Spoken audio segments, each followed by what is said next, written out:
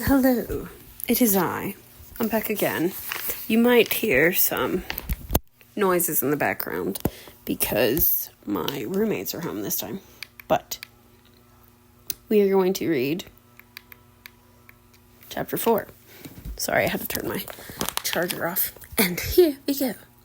My mouth opened automatically. The spoon descended and a hot, but not burning, swallow poured in. Mandy had gotten the carrots at their sweetest, carrotiest best. Weaving in and out of the carrots were other flavors, lemon, turtle broth, and a spice I couldn't name. The best carrot soup in the world, magical soup that nobody but Mandy could make. The rug, the soup, this was fairy soup. Mandy was a fairy. But if Mandy was a fairy, why was Mother dead? You're not a fairy. Why not? If you were, you would have saved her. Oh, sweetie, I would have if I could. If she'd left the hair in my curing soup, she'd be well today. You knew? Why did you let her? I didn't know till she was too sick. We can't stop dying. I collapsed on the stool next to the stove, sobbing so hard I couldn't catch my breath. Then Mandy's arms were around me, and I was crying into the ruffles along the neck of her apron, where I had cried so many times before for smaller reasons.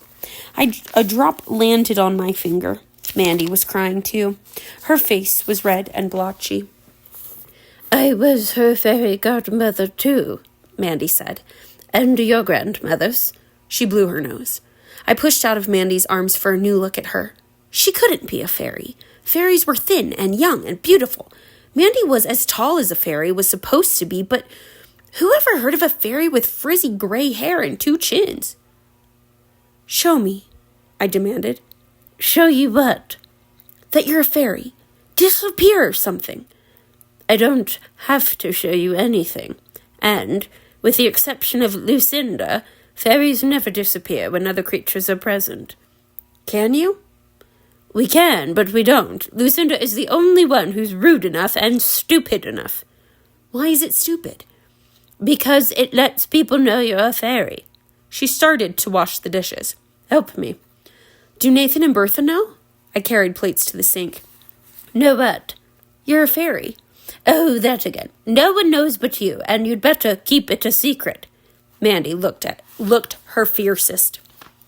Why? She just scowled. I will, I promise, but why? I'll tell you, people only like the idea of fairies.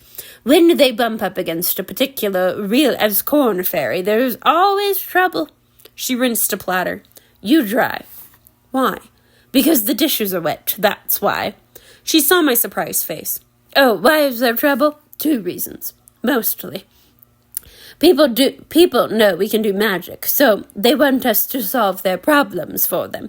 When we don't, they get mad. The other reason is we're immortal. That gets them mad too. Lady wouldn't speak to me for a week when her father died. Why doesn't Lucinda care if people know she's a fairy? She likes them to know the full. She wants them to thank her when she gives them one of her awful gifts. Are they always awful? Always. They are always awful, but some people are delighted to have a present from a fairy, even if it makes them miserable. Why did Mother know you're a fairy? Why do I know? All of the Eleanor line are friends of the fairies. You have fairy blood in you. Fairy blood? I can do magic? Shall I live forever? Why would Mother have if she hadn't gotten sick? Are there many friends of the fairies? Very few. You're the only one left in Kira. And no, love, you can't do magic or live forever. It's just a drop of fairy blood, but there's one way it has already started to show. Your feet haven't grown for a few years, I'll warrant. None of me has grown for a few years. The rest of you will soon enough, but you'll have fairy feet, like your mother did. Mandy lifted the hems of her skirt and 5 petticoats to reveal feet that were no longer than mine. We're too tall for our feet. It's the only thing we can't change by magic. Our men stuff their shoes so no one can tell, and we ladies hide them under our skirts. I stuck a foot out of my gown. Tiny feet were fashionable, but would they make me even clumsier as I grew taller? Would I be able to keep my balance? Could you make my feet grow if I wanted you to? Or, I searched for another miracle. Rain pelted the window. Or, could you stop the rain? Mandy nodded. Do it. Please do it. Why would I want to? For me, I want to see magic. Big magic. We don't do big magic. Lucinda's the only one. It's too dangerous. What's dangerous about ending a storm? Maybe nothing, maybe something. Use your imagination. Clear skies would be good. People can go outside. Use your imagination, Mandy repeated. I thought, the grass needs rain. The crops need rain. More, Mandy said. Maybe a bandit was going to rob someone and he isn't doing it because of the weather? That's right, or maybe I'd start a drought, and then I'd have to fix it because I started it. And then maybe the rain I sent would knock down a branch and smash in the roof of a house, and I'd have to fix that, too. That wouldn't be your fault. The owner should have built a stronger roof. Maybe, maybe not. Or maybe I'd cause a flood and people would be killed. That's the problem with big magic. I only do little magic. Good cooking, my curing soup, my tonic. When Lucinda cast the spell on me, was that big magic? Of course it was. The numbskull. Mandy scored a pot so hard that it clattered and banged against the copper sink. Tell me how to break the spell. Please, Mandy. I don't know how. I only know it can be done. If I told Lucinda how terrible it was, would she lift the spell, do you think? I doubt it, but maybe. Then again, she might take away one spell and give you another even worse. The trouble with Lucinda is ideas pop into her head and out comes a spell. What does she look like? Not like the rest of us, but you'd better hope you never lay eyes on her. Where does she live? I asked. If I could find her, maybe I could persuade her to lift my curse. After all, Mandy could be wrong. We're not on speaking terms. I don't keep track of the whereabouts of Lucinda the idiot. Watch that bowl. The order came too late. I got the broom. Are all fairies clumsy? No, sweet. Fairy blood does not make you clumsy. That's human. You don't see me dropping plates, do you? I started to sweep, but it wasn't necessary. The pieces of pottery gathered themselves together and flew into the trash bin. I couldn't believe it. That's about all I do, honey. Small magic that can't hurt anybody. Handy sometimes, though. No sharp bits left on the floor. I stared into the bin. The shards lay there. Why didn't you turn it back into a bowl? That magic is too big. Doesn't seem like it, but it is. Could hurt someone. You never know. You mean fairies can't see the future? If you could, you'd know, wouldn't you? We can't see the future any more than you can. Only gnomes can. A few of them, anyway.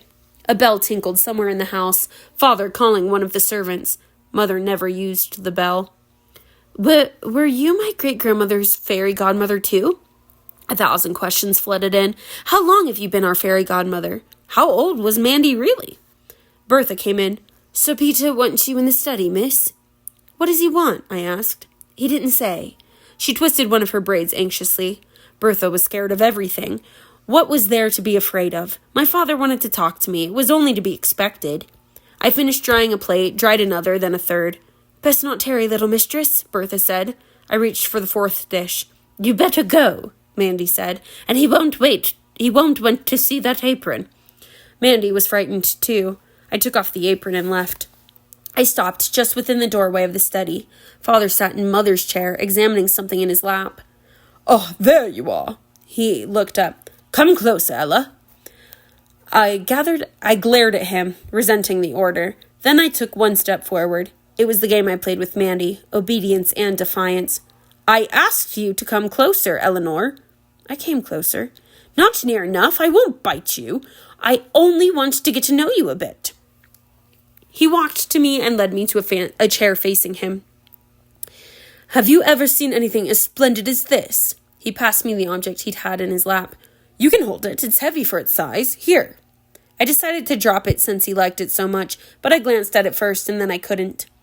I held a porcelain castle no bigger than my 2 fists, with 6 wee towers, each ending in a miniature candle holder.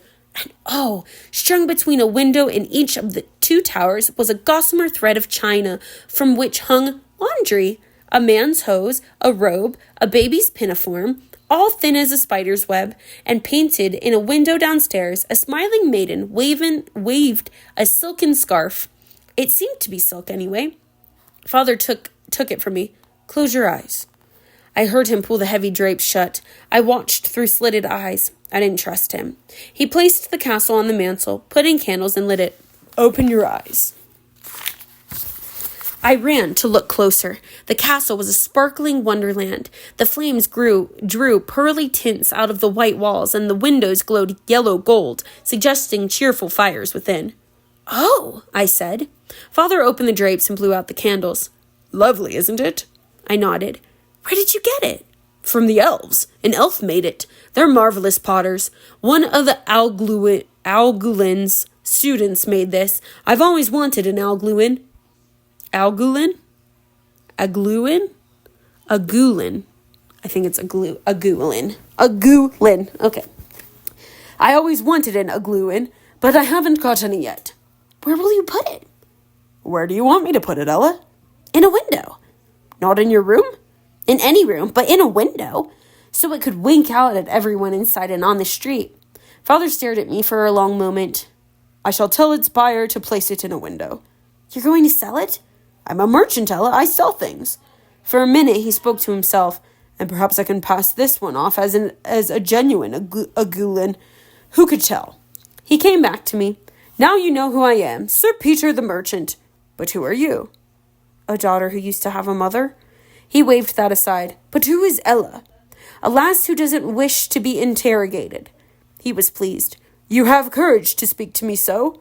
He looked me over. That's my chin. He touched it, and I drew back. Strong, determined. That's my nose. I hope you don't mind that the nostrils flare. My eyes, except yours, are green. Most of your face belongs to me. I wonder how it will be on a woman when you grow up. Why did he think it was fine to talk about me as though I were a portrait instead of a maiden? What shall I do? What shall I do with you? He asked himself. Why must you do something with me? I can't leave you to grow up a cook's helper. You must be educated. He changed the subject. What did you think of Dame Olga's daughters? They were not comforting, I said. Father laughed. Really laughed, head back, shoulders heaving. What was so funny? I disliked being laughed at. It made me want to say something about the loathsome Hattie and Olive. They meant well, I suppose. Father wiped tears from his eyes. They didn't mean well. The older one is an unpleasant carnivore, like her mother, and the younger one is a simpleton. It never entered their heads to mean well. His voice became thoughtful. Dame Olga is titled and rich. What did that have to do with anything?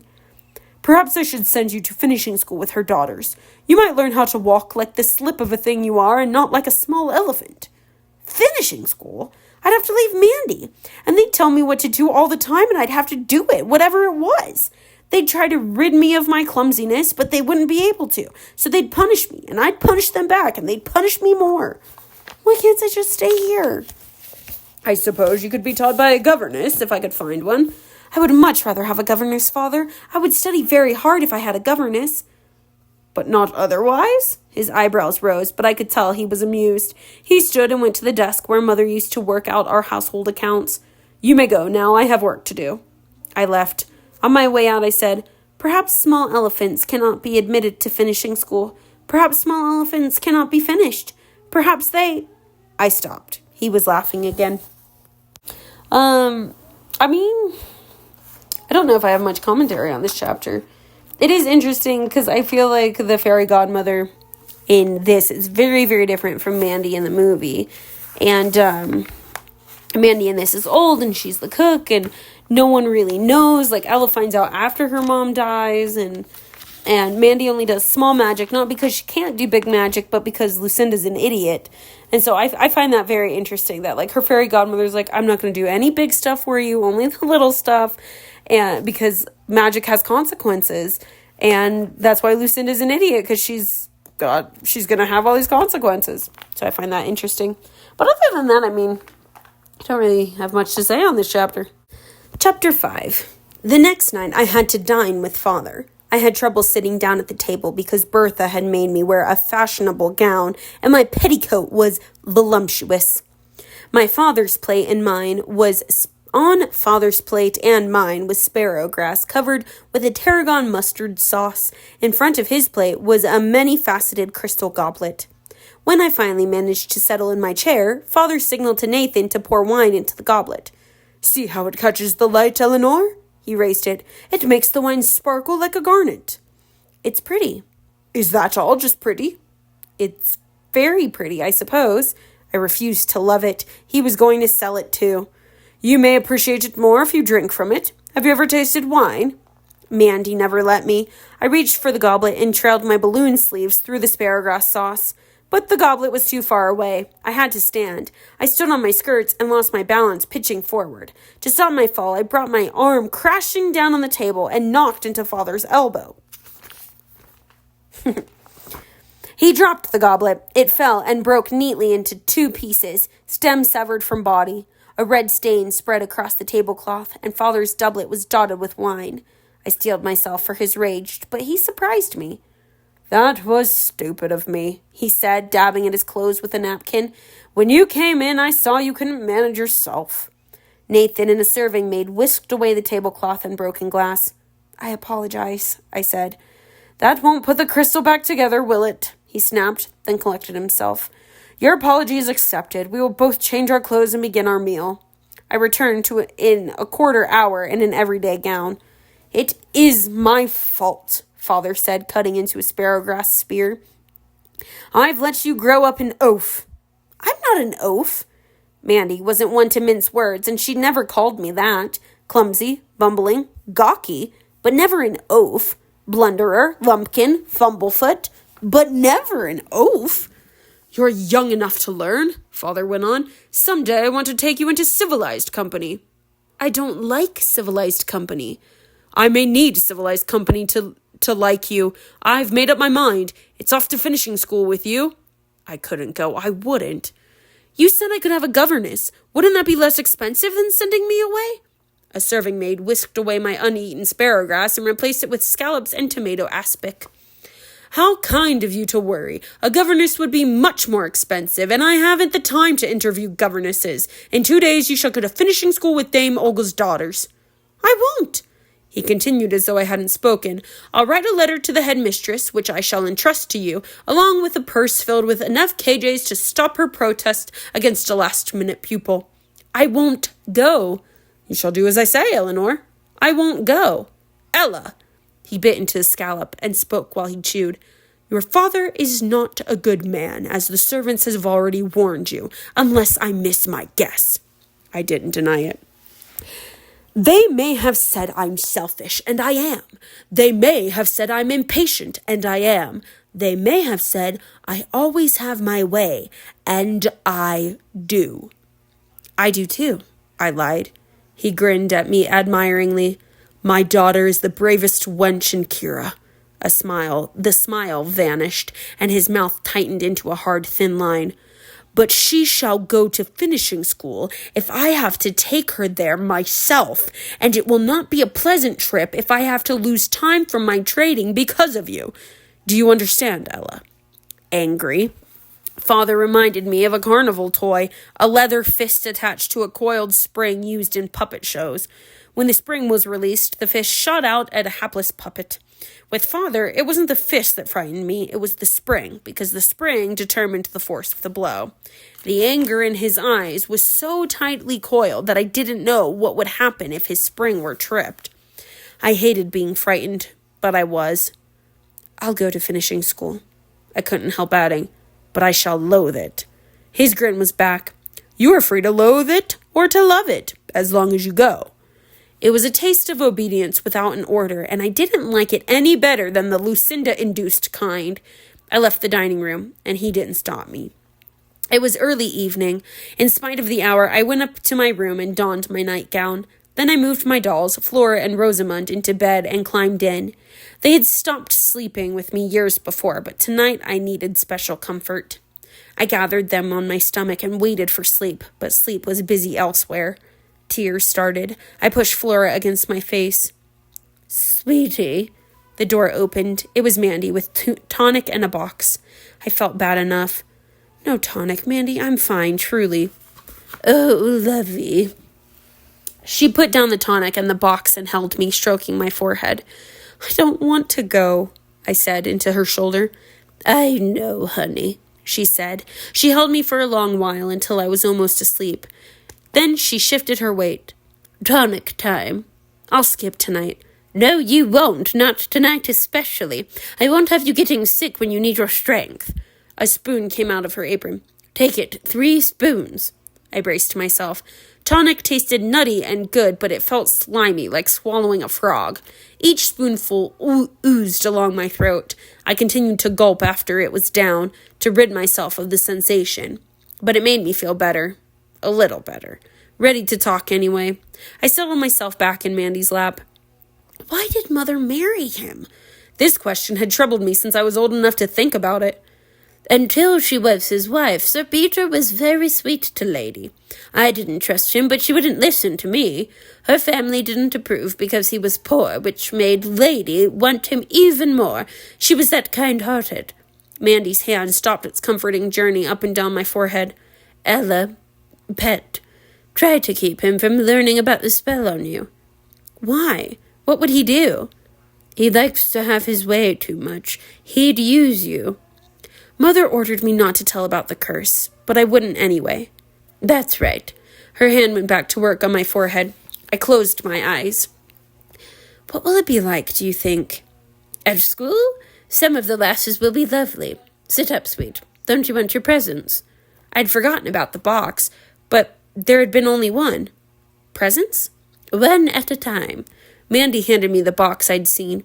For you, wherever you go, your whole life. Inside the box was a book of fairy tales. I had never seen such beautiful illustrations. They were almost alive. I turned the pages, marveling. When you look at it, you can remember me and take comfort. I'll save it until I leave, so the stories will be new. Mandy chuckled. You won't finish it so fast. It grows on you. She fished in the pocket of her apron and fetched out a tissue paper packet. From Lady. She would have wanted you to have it. It was my mother's necklace. Threads of silver ended almost at my waist in a woven pattern of silver studded with tiny pearls. You'll grow into it, sweet, and look as lovely wearing it as your mother did. I'll wear it always. You'd be wise to keep it under your gown when you go out.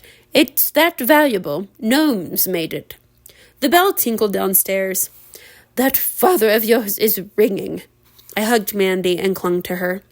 She disentangled herself from my arms. Let me go, love. Planting a kiss on my cheek, she left. I settled back into bed, and this time, sleep claimed me. I don't have much commentary in this chapter either. I think one of the things that's interesting about the book versus the movie is really how, like, the book in her book, the book in,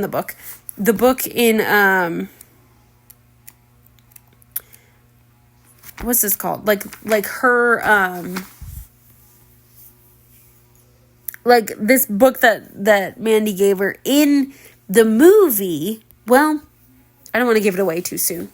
You'll see how the book works, because it works very differently in the movie than it does, in the book. But it is very interesting. And her dad's an asshole. There, I said it.